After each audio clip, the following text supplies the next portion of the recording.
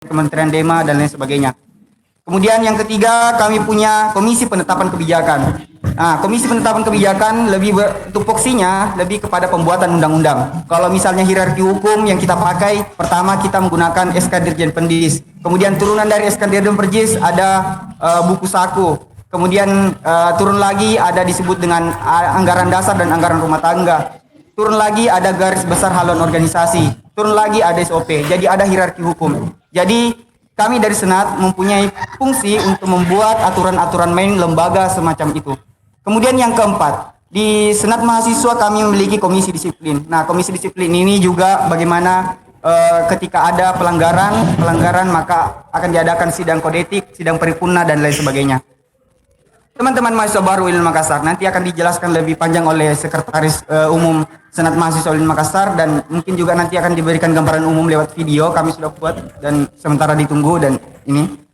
Teman-teman mahasiswa baru UIN Makassar, beberapa bulan yang lalu Profesor Dr. Nasruddin Umar pernah mengatakan dalam salah satu webinar, saat ini bukan lagi desa yang ke kota, tapi polanya berubah. Kota yang merambah ke desa. Artinya apa teman-teman mahasiswa baru di Makassar? Saat ini segala macam teori yang ada di barat, segala macam teori yang ada di Eropa, segala macam teori yang ada di Timur Tengah mampu kita pelajari di Makassar ini teman-teman sekalian. Segala macam teknologi yang ada di Eropa, segala macam teknologi yang ada di barat, di Asia dan lain sebagainya mampu kita gunakan di Makassar ini teman-teman sekalian. Artinya apa? Ibda binafsi, kembali kepada diri kita masing-masing. Saya rasa mahfuzat yang sangat familiar kita sudah hafal semua. Manjadda wajadah, siapa yang bersungguh-sungguh maka dia akan mendapatkannya. Mansoro ala darbi wasalah, siapa yang berjalan pada jalannya maka dia akan sampai. Teman-teman mahasiswa baru di Makassar, perlu digarisbawahi saat ini kita berada di era revolusi industri 4.0, bahkan sudah ada yang memasuki 5.0. Artinya apa teman-teman? Artificial intelligence, mesin intelijen, kecerdasan mesin, kecerdasan buatan manusia menjadi tantangan tersendiri bagi kita. Saat ini bisa kita akui bahwasanya mesin mampu memproduksi lebih banyak daripada manusia. Kecerdasan buatan manusia mampu diimbangi oleh kecerdasan mesin dan lain sebagainya. Ini tentu menjadi tantangan tersendiri bagi kita. Bagaimana ke depan kita bisa survive?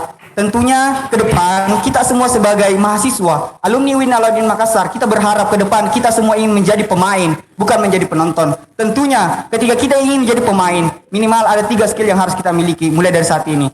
Saya dan kalian semua berusaha untuk mencapai ini. Pertama adalah leadership, kepemimpinan, kemudian yang kedua adalah bahasa, kemudian yang ketiga adalah teknologi. Skill-skill semacam ini yang dibutuhkan ke depannya. Ke depan kalau teman-teman semua kembali lagi ingin menjadi seorang pemain, ingin menjadi seorang pemain bukan menjadi penonton, maka pastikan mulai dari hari ini, maka yakinkan mulai dari ini teman-teman mulai berproses di kampus peradaban.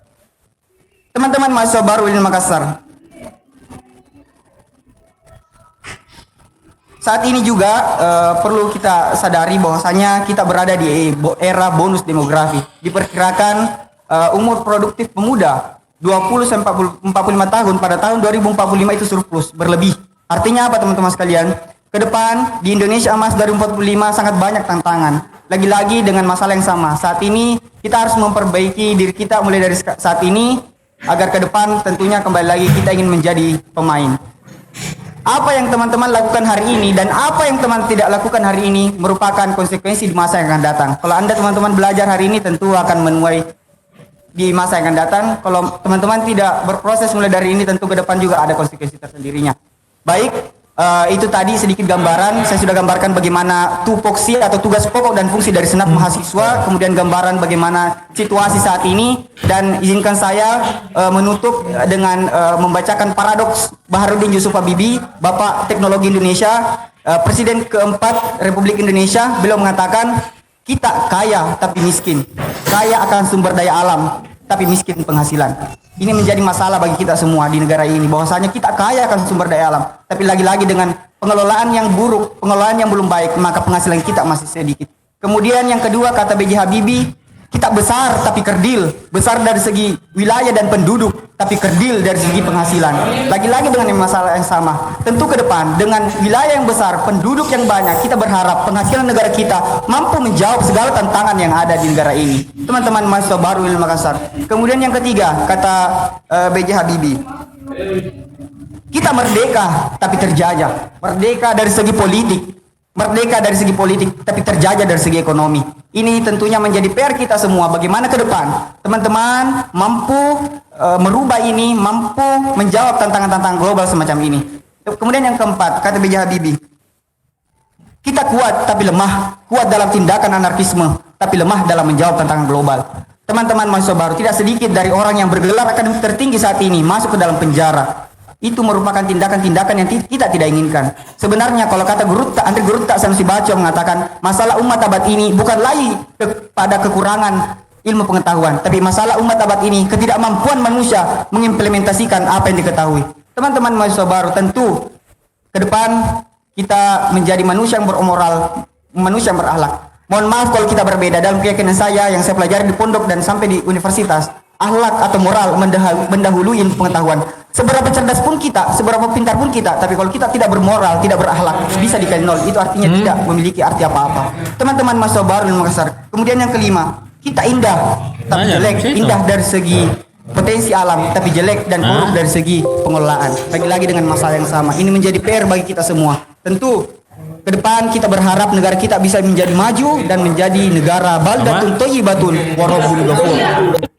Teman-teman mahasiswa baru di Makassar, mungkin hanya itu dapat saya sampaikan. Ilmu dan bakti kuberikan, adil dan makmur kuperjuangkan. Wallahu muwaffiq ila aqwamit thoriq. Assalamualaikum warahmatullahi wabarakatuh. Hidup mahasiswa! Hidup mahasiswa! Hidup mahasiswa! Apa?